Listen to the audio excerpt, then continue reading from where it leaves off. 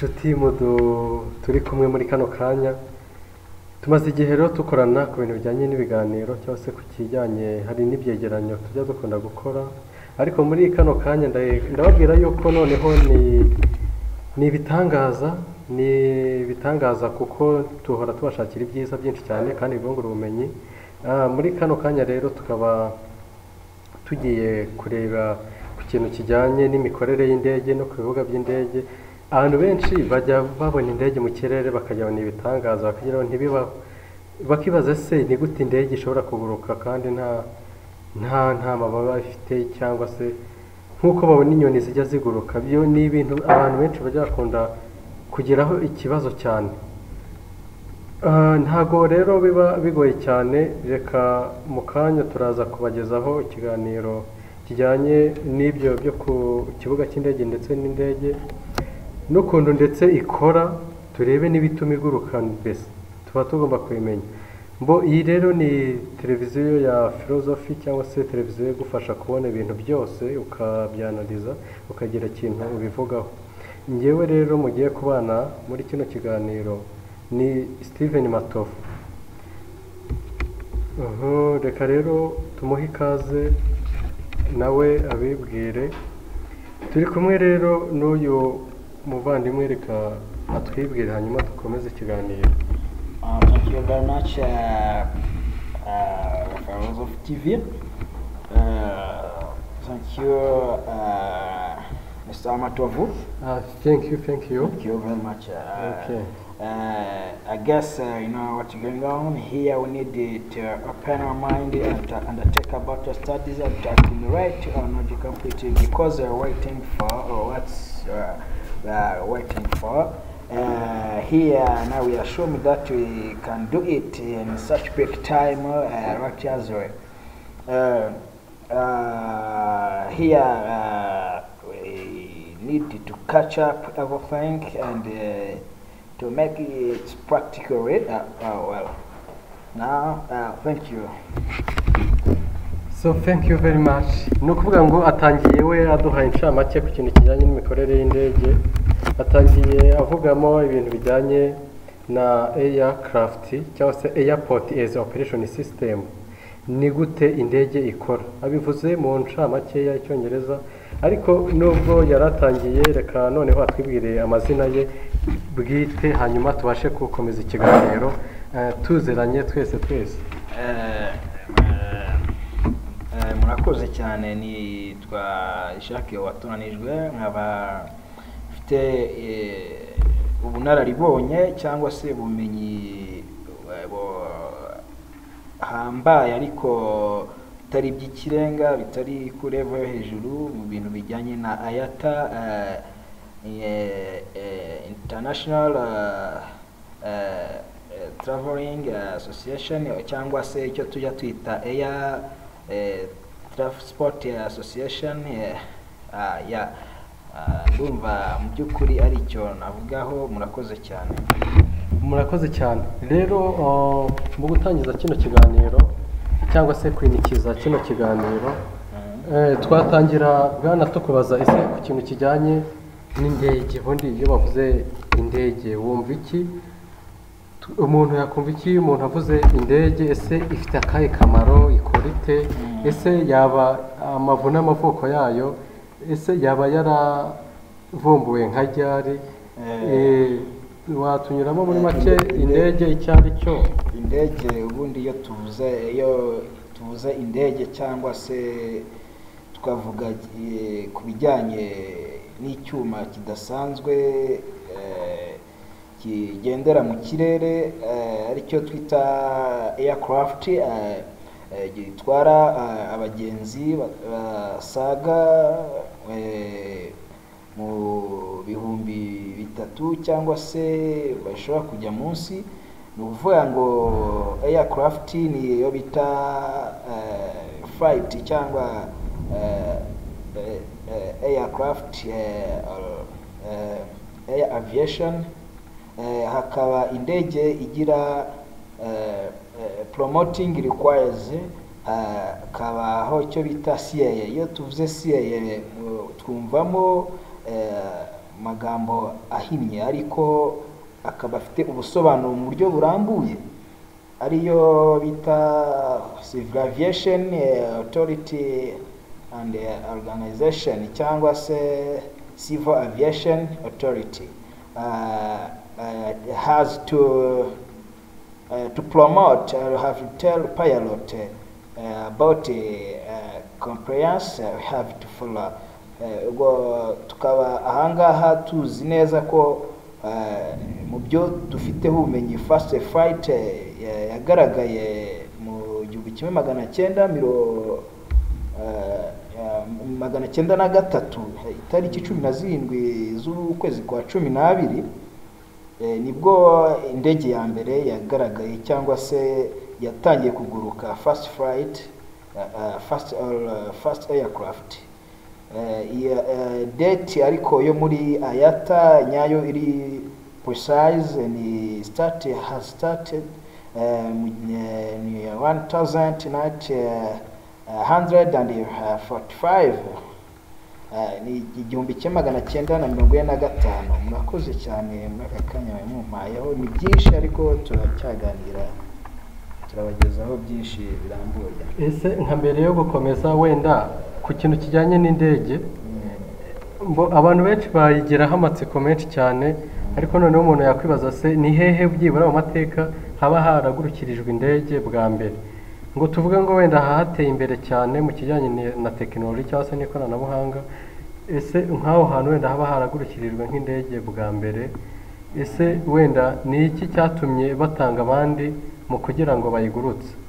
Ubwo nabyo wabitubwiraho mu kijyanye no kuyigurutsa. Umuntu agiye mu mateka ahantu bwa mbere yaba yaragurukiye kugira ngo ibashe kugaragara neza n'ibirimo ikora, hanyuma bitume na ba nyirabyo nabo babasha kubona ko umushinga batangiye nawo urimo ugera ku musozo cyangwa se urimo ugenda neza. Ubwo nabyo wabitubwiraho, hanyuma kaza dukomeza ku kintu kijyanye n'abakozi. Tujya twumva ngo umuntu akora ku kibuga cy'indege, ku kibuga cy'indege. Ese umuntu hanyuma unatuhe ishusho nyirizina y'indege, ese iba ifite vora nk'uko tubona imodoka biba bimeze, hanyuma tubwire se itwarwa n'umushoferi, bigenda bite? Ubundi uduhe ishusho nyirizina y'abakozi ku kibuga cy'indege kuva aho indege ituruka kugeza aho igarukira, itangira transport kugeza kuri end ya transport. Murakoze cyane namwe muri aka kanya muduhaye ko kubagezaho ibijyanye n'ishusho y'indege ndetse n'uburyo ikozemo cyangwa uburyo ishobora kugurukamo. Indege ubundi ni iki cyo twakwita igikoresho kidasanzwe ariko gifite uburyo gikontororwamo. Nicyo cya mbere nabanza kuvugaho.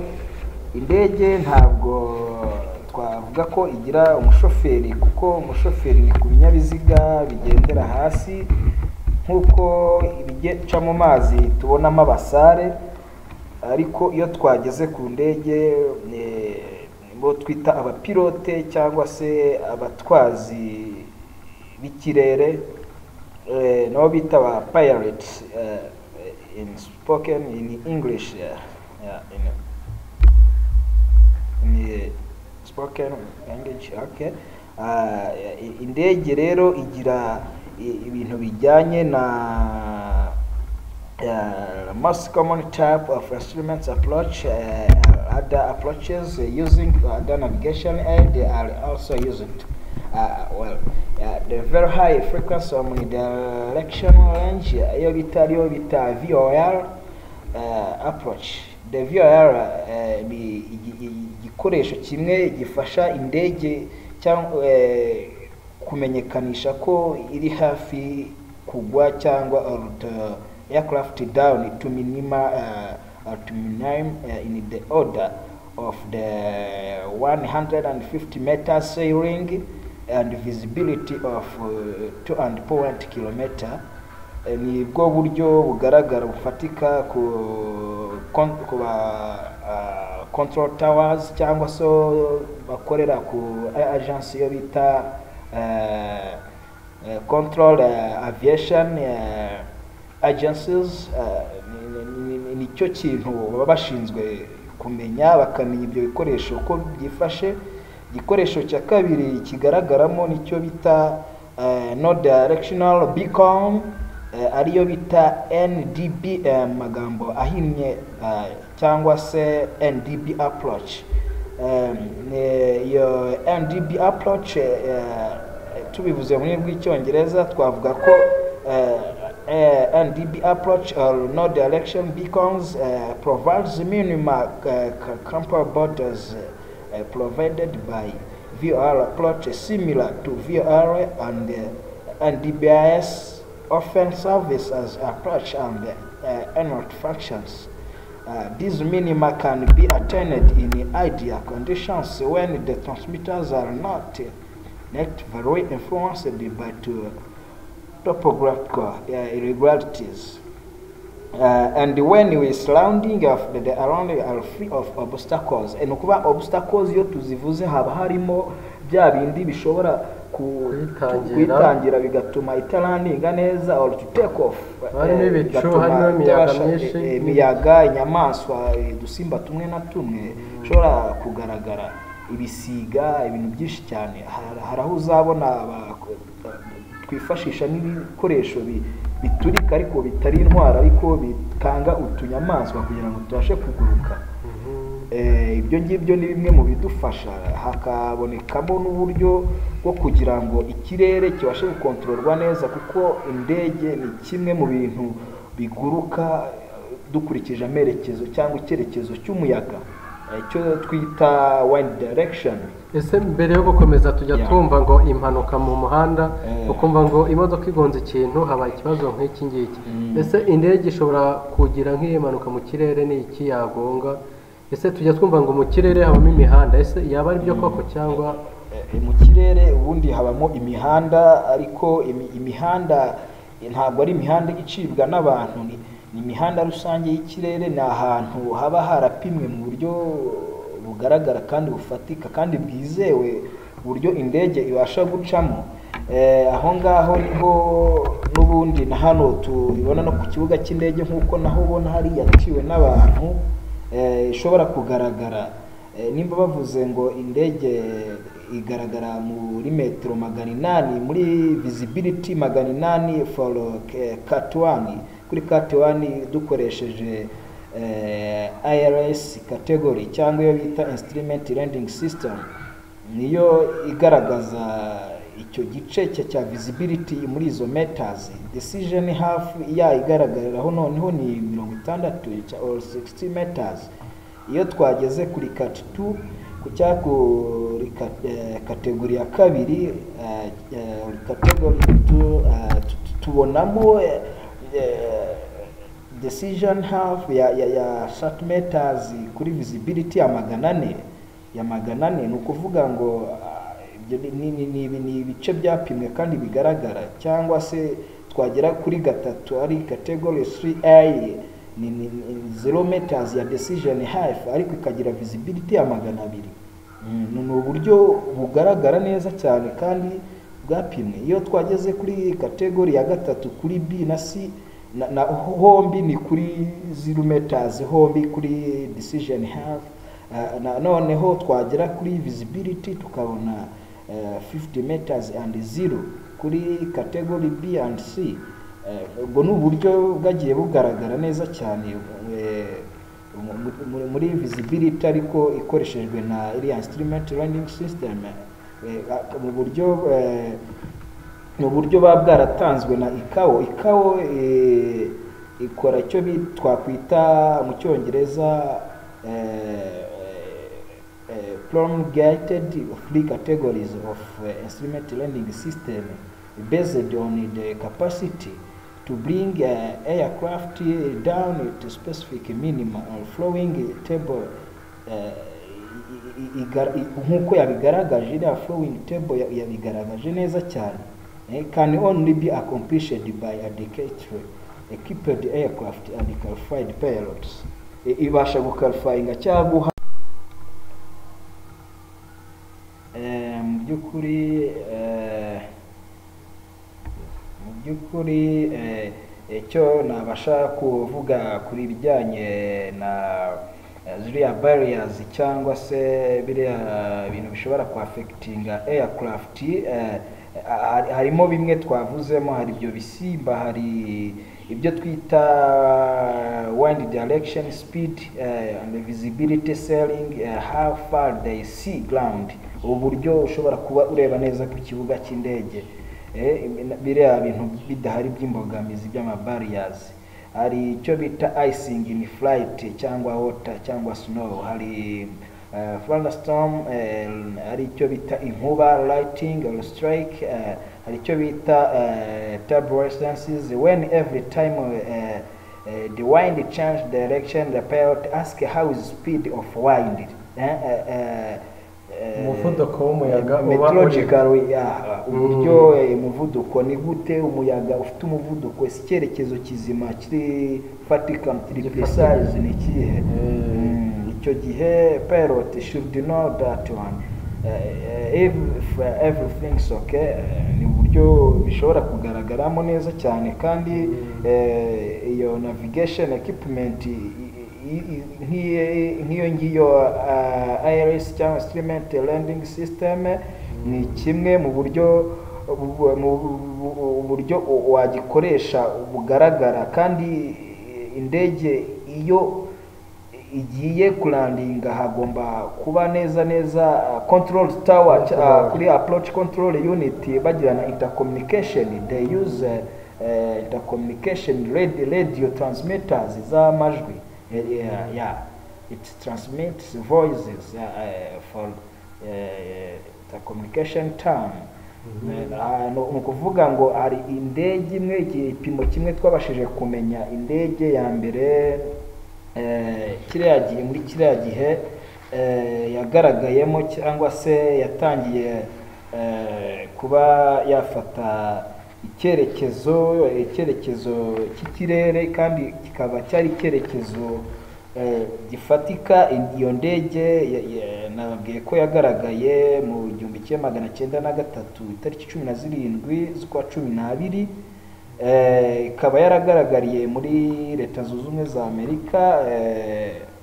Iyo ndege ikaba bwose yari indege yarekuraga umwotsi cyane, nizo bita propeller engine, zagiraga umwotsi mwinshi cyane. ariko ubu kubera ko isi igenda irushaho gutera imbere, hagenda habaho impinduka, ntabwo izo ndege zikibasha kugaragara mu kirere kuko hari byinshi zagiye zangizamo, habamo za vapors nyinshi cyangwa icyo twita vapeur mu kirere, zangiza ikirere. nawe twaciye mu ijambo rero, ese kugira ngo indege iguruke inywa iki? Tuzi ko imodoka kugira igende bisaba essence, kugira ngo ibashe kuva hiri igende tuzi ko inywa essence. Hanyuma indege yo byaba bigenda bite kugira tubone ihagurutse? Indege ni ukuvuga ngo imodoka nk'uko tuzi ko idafite essence ihagije, niyo yagenda ishobora kugera igihe irangiza ibirometero byayo igahagarara. ni ukuvuga nibwo buryo nabivugamo wenda, ariko indege yo ifata benzine ni uburyo buyifasha, ni bimwe muri liquids cyangwa se za calibre zifasha kugira ngo ibe yakora urugendo. ni ukuvuga ngo itabonye iyo benzine ntabwo igenda. just ni ukuvuga ngo icyo gihe hagomba kuba hari iyo benzine ihagije, kandi mu kugenda kwayo bakayirinda, bakagerageza kumenya air temperature. It's the temperature of the aircraft. It's good to tell a pilot the temperature is how is, kumenya temperature igomba kuifite. Icyo bita weather to forecast, to mean to show the past. Very important to ask airport. Of course, the pilot has telling how is the conditions of aircraft. We have to know terminal forecast information for aircraft department. Ibyo bintu ni ibintu tugomba kuba turi informed, tubizi, na pilot agomba kuba bizi. control towers kuri kuko iminara kureba si igiye he iturutse irahagenda urugendo Air rungana Traffic iki. Control Agency igomba kuba izi ibyo bintu byose bijyanye n'urugendo, ni ukuvuga ngo igihe distance from aircraft kugera kuri airport agomba kubamo nka 360 kilometers. Pilot can see what is but nk'urugero nka radar igomba kuba important cyane when you want to take off or to landing. Ukomeje utaragira kuri runway cyangwa kuri touching down, hari ibyo twita touching down igihe kuri airport. Habaho utuntu dushushanyije nk'uko ubona ku mihanda route ziri gurujone cyangwa se kuma ibyo twita mu Kinyarwanda kaburimbo. Turiya couloir turimo tugaragaza kuri touching down ahantu igomba kunyura when it can encompass. Obviously wari ukomeje no ku kintu kijyanye na radari. Ese radari abantu bajya bazumva bikabayobera cyangwa se bakazumva ku buryo butandukanye. Ese radari wadusobanurira se imaze iki? Radari ni iki? Ifasha iki noneho mu kintu kijyanye n'indege? Se dusobanura kuri radari icyo ari cyo kuntu biba bimeze. Radari igira ibyo twita tugomba kumenya ko radari yerekana za main tools cyangwa bimwe mu bikoresho cyangwa ni bimwe mu bikoresho aba traffic controllers bagomba gukoresha when radars bagira icyo bita communications cyangwa communications na uzembabwira kare.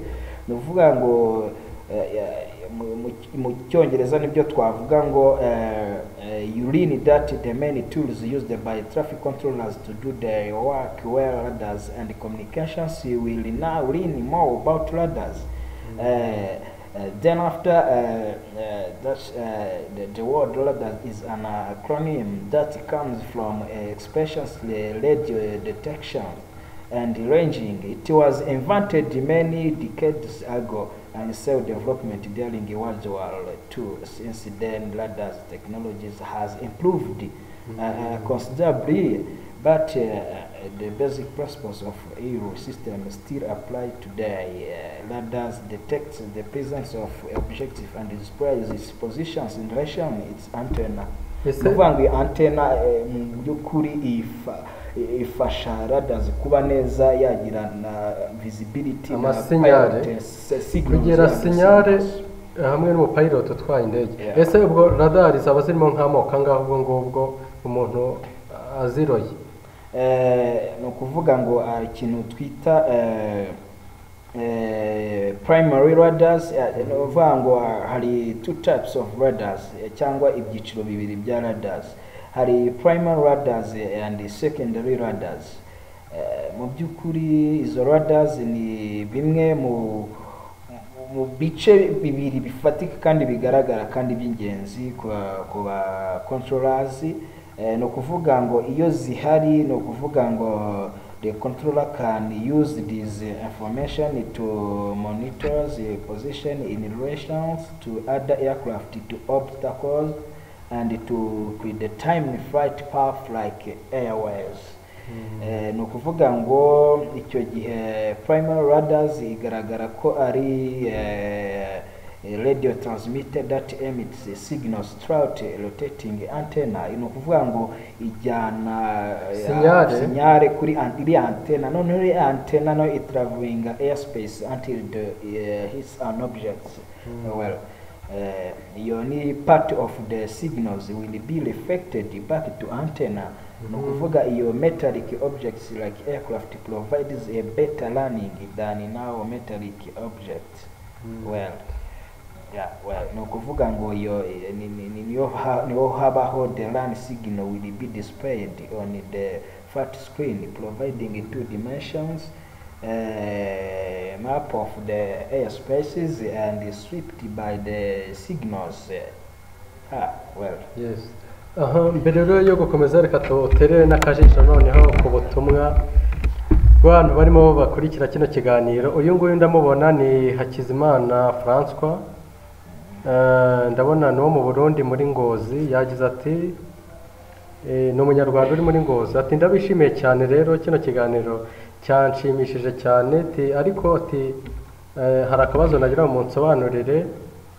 Murabona iyo indege iyo irimo, ariko ndi kubona ubutumwa burimo burataruka ni bwinshi cyane kubera ikiganiro ndi kubona bakishimiye.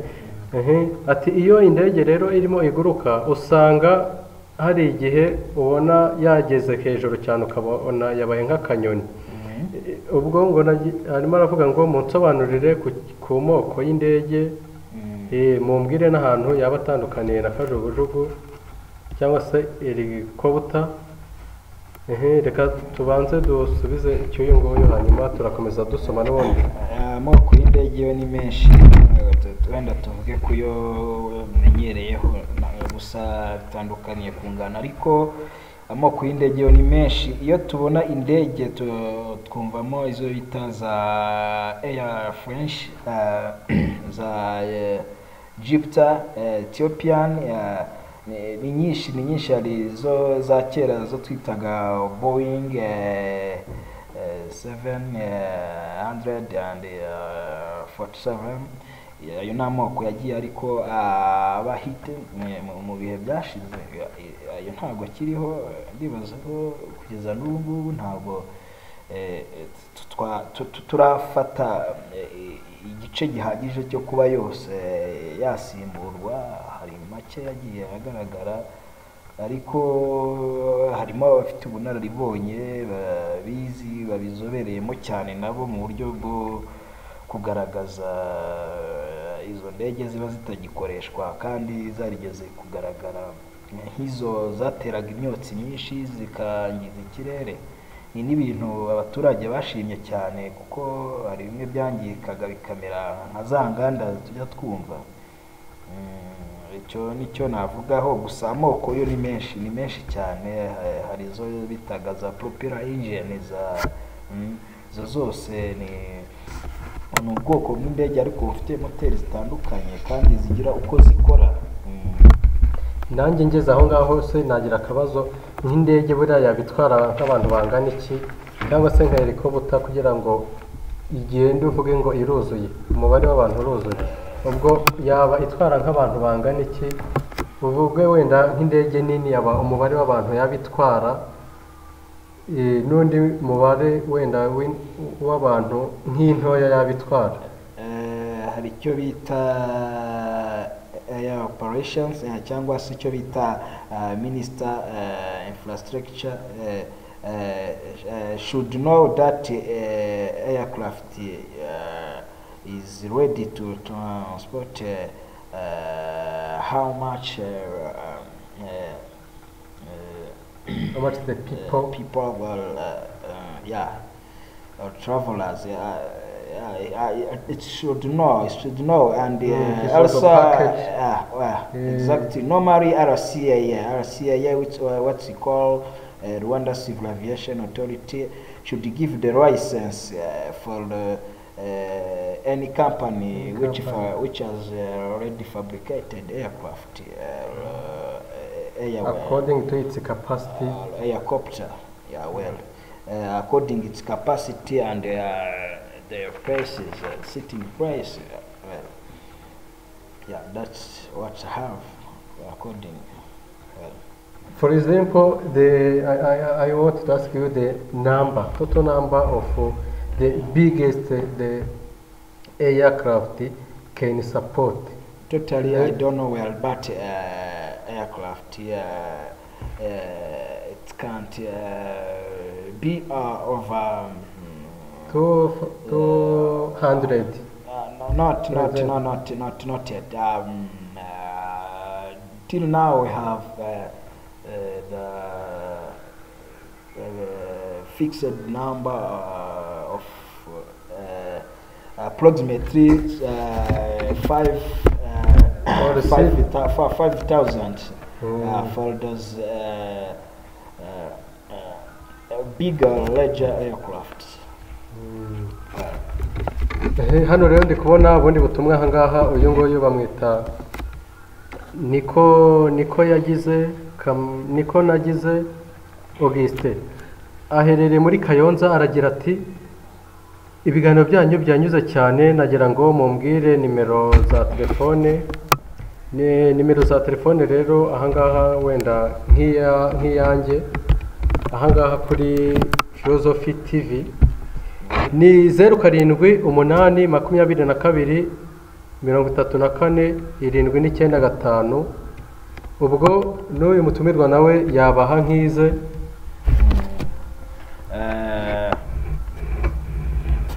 Njyewe nakunze gukoresha umurongo utagoranye cyane kuko nabonye abantu benshi kubaha umurongo ugafata igihe wandukura cyangwa ubroka kubera imibare myinshi itandukanye bitera ikibazo n'impungenge. Bamwe bakwibaza se kuki akoresha imibare ijya gusa.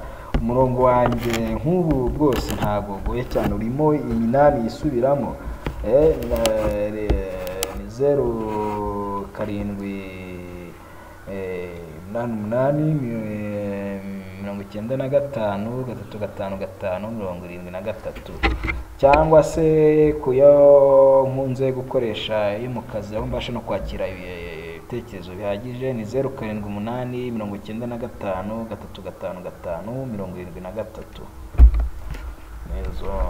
Ndumva rero yasubijwe, ubwo turaza kuzisubiramo tunasoza, ariko ndi kubona hari ikindi kibazo ndimo mbona ahangaha. Umukunzi wacu yanditse agira ati mbese uyu nguyu bamwita niyo mufasha Ariete, yagize ati ese noneho indege kugira ngo ihaguruke itwarwa n'abadrive bangahe?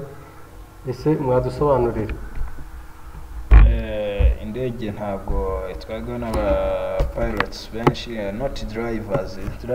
Tuvuze drivers dushaka gufokasinga kuri cars cyangwa vehicles zigenda mu mihanda, ubundi ni aba pilot.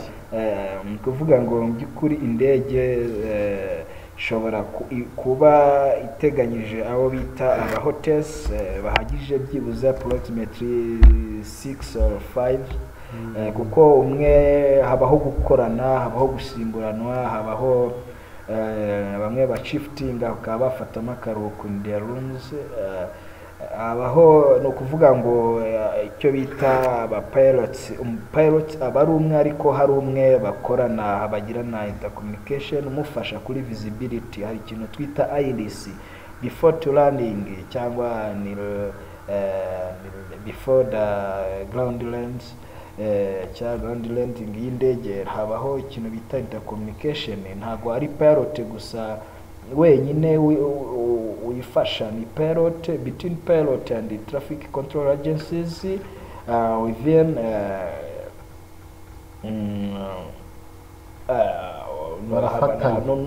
n'umufasha uba hafi ye, uba hafi ye.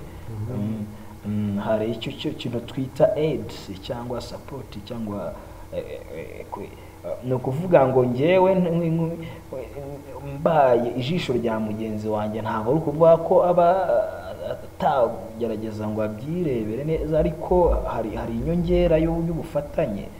Tujya tuvuga mu Kinyarwanda ko umutumwe utigira inama. Nubwo buryo habaho gukorana, gufatikanya, kuko ntabwo indege yajya gukontororwa kuri radar na control tower nawe nta wundi uri hafi ye, cyangwa se ngo byose abe yabikemura wenyine, kandi byose bisaba burya bafatikanye kugira ngo ibintu birusheho kugenda neza.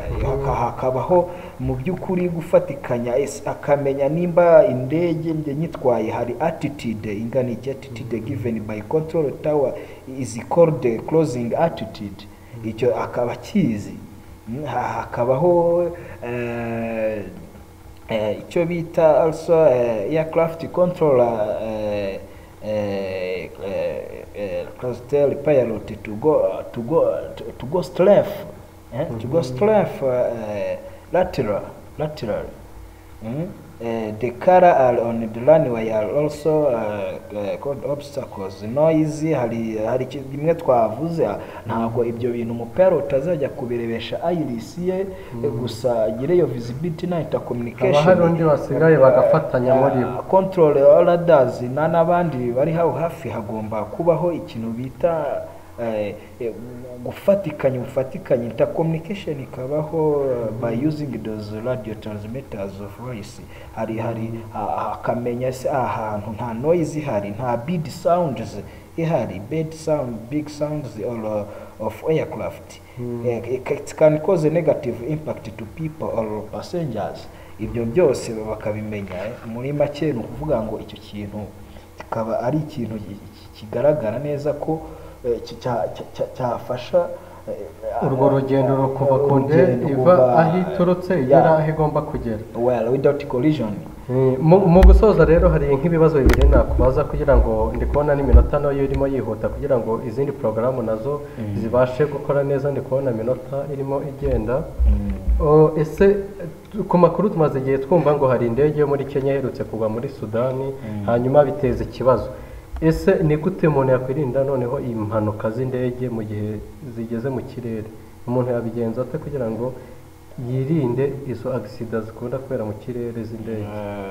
Murakoze cyane mumbajije ikibazo cyiza rwose. Iki kibazo ni bake bakibajije, ntabwo nigeze numva ikibazo nk'icyo gihe cyo abo nabajijwe ibibazo yabakubaza se indege igira amapine angahe, ngo se indege ngo itwarwa n'umugore gusa cyangwa n'umugabo. Ariko mu by'ukuri ibintu bijyanye n'impanuka z'indege ni ibintu bwose abantu benshi badakunda kwibaza kandi ari byo bintu bikunze kugaragara kuri iyi si. Ibintu by'indege, icyogajuru, ibintu byinshi bikorera mu kirere habaho ikintu bita incidents cyangwa se emergency cyangwa accident kuko passengers ndetse no ku pilots. Ndetse ikibazo kikabaho cyane iyo habaye icyo bita collision. Collision ni uburyo indege zishobora kugonganira mu kirere, hakabaho inkomane ahantu cyane cyane ahantu twumva ngo imikuku hano ku isi ibaho iyo ahantu imodoka zinyura zikaba zateza impanuka. Ariko mu by'ukuri no mu kirere burya ahantu ugera ukamera indege igasa nkaho ihungabanyeho gato, aho ngaho hashobora kubaho collision. Impanuka rero zigiye zihari cyane cyane, hari zijya ziboneka ukabona nk'indege yaturutse mu gihugu runaka ikagwa, kumva habayeho chance ariko wenda kwitagwa mu mazi cyangwa se kuba itagwa ngo izimire bakabona n'uwaguyemo. Ariko kenshi hari n'igihe igwa ku nkombe. Iyo ni chance or the knowledge of pilots or pilots knowledge accordingly. Ariko ntabwo bikunze kubaho muri cyane Leta Zunze Ubumwe za Amerika. Uzasanga bose ari abantu bafite ubunararibonye ibyo bintu babirwanya bakabishobora, ndetse n'abantu b'abahanga nabo mu Burusiya ni henshi cyane, mu Buyapani, za Korea, n'abantu bafite tekinike cyane, n'abantu nabo tugerageza gushyira kuri tight ikomeye kuko bafite bafite akamaro ko kugira ngo iyo mpanuka bayirinde banazigabanye. Nanone rero dusoza, ese ujya kubona ngo indege irahagurutse igeze mu kirere nta kintu kiyifasha ntaki? Ese ni gute noneho indege ihaguruka? Ni izihe mbaraga zituma ihaguruka? Ni n'izihe mbaraga zituma imanuka gake ikagera ku itaka idahanutse nk'ibuye nk'uko tuzi rijya rihanuka? Urakoze cyane. Icyo kintu na kare nashatse kukivugamo hagati tutaragira limitation y'iki kiganiro cyangwa interviewing mugejejeho. Mu by'ukuri indege ishobora kuruka cyangwa gufata ikirere bitewe n'umuvuduko yakuye hasi ndetse n'icyerekezo cy'umuyaga aricyo twita wind direction. Ariho hakoreshwa ziriya za instrument for take off cyangwa se kuguruka, arizo ziriya twabonye za za GPS cyangwa se Zama- za VOR ni nyinshi cyane zigaragara ko yegereye guhaguruka cyangwa se kuba yagwa. Harimo za DB za arizo tujya twita no direction beacons, kumenya amerekezo y'umuyaga ni similar often solve approach and route functions.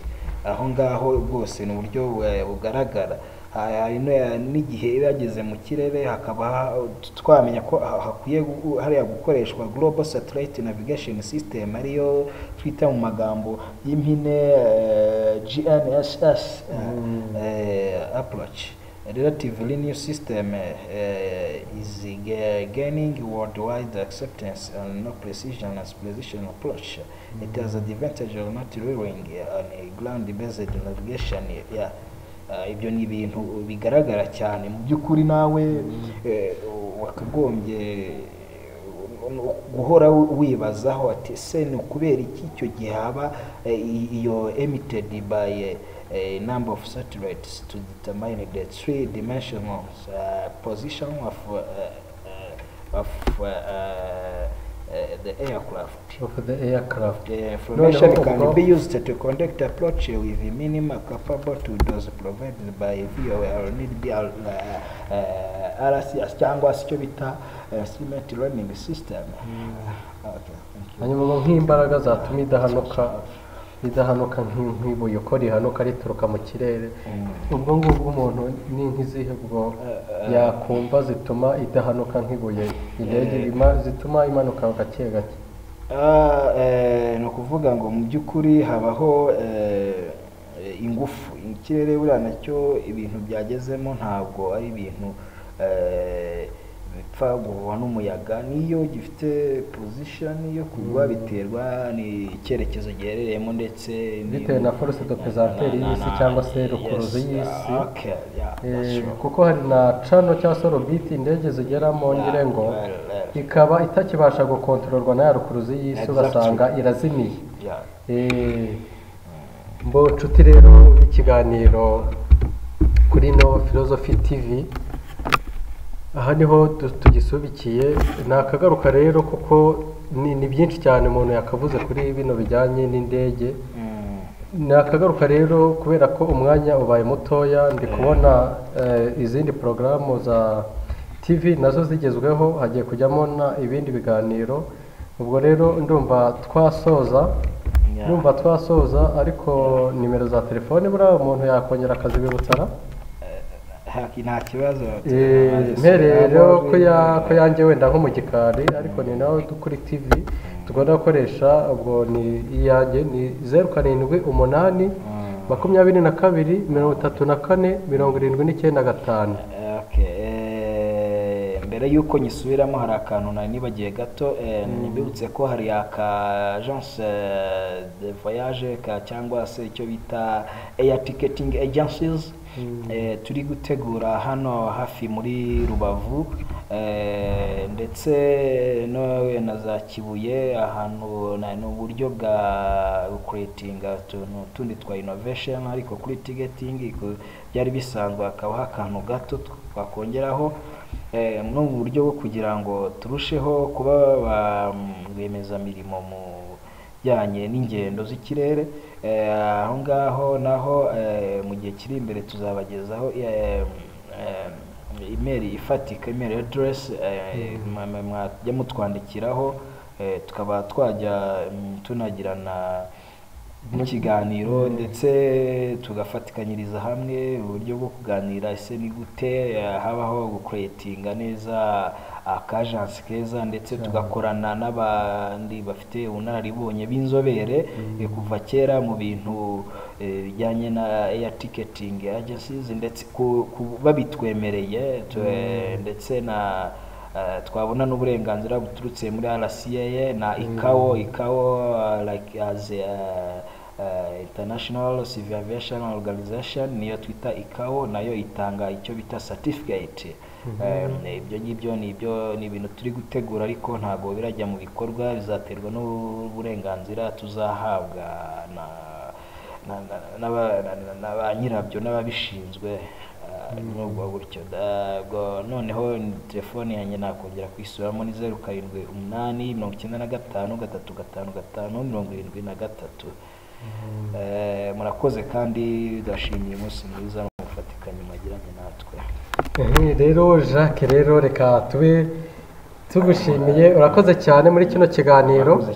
Twabibutsa ko intego y'iki kiganiro ari ukumenya ibintu byose, ukamenya impamvu bibaho, ukareba ese ibi kuki byabayeho. Umuntu rero agomba kumenya byose, ni mpamvu kino kiganiro cyitwa ino bayita TV, izina ryo bwite ni Philosophy TV. Kuvuga ngo philosophy ni ukureba ibintu muri rusange, hanyuma ukamenya kubyitekerezaho, ukareba impamvu byabayeho, ukareba uko bimeze, ukareba n'icyo bizabyara mu minsi iri imbere. Ubwo rero no kuvuga ngo intego y'iki kiganiro igamije gukangura abantu muri rusange kugira ngo babashe gutekereza kure, nta kintu na kimwe basize inyuma, haba ikinini n'igito bakagitekerezaho, bakareba background cyangwa se n'amavuko impamvu cyabayeho, hanyuma bakabasha kukimenya nyirizina, akareba n'akamaro cyabagera mu minsi iri imbere. Nge rero wari muri iki kiganiro niwe mutumirwa twamutumiye, akaba yitwa Jacques, watoranijwe Jacques ku buhanga bw'ibyuma. nawe ndimo ndamubonaho arimo arabitekinika kugira bibashe kutugeraho neza. Ari hakurya hariya rwose ndimo ndamubona rwose nawe ubuhanga bw'ibyuma ndabona abumereye nabi kugira ngo aya mashusho n'amajwi bibashe kubageraho biri stereo, bizana nta kintu kirimo gisigara. Njyewe rero ni Steven Matovu, mukomeze kandi mugubwe neza, ndabashimiye cyane.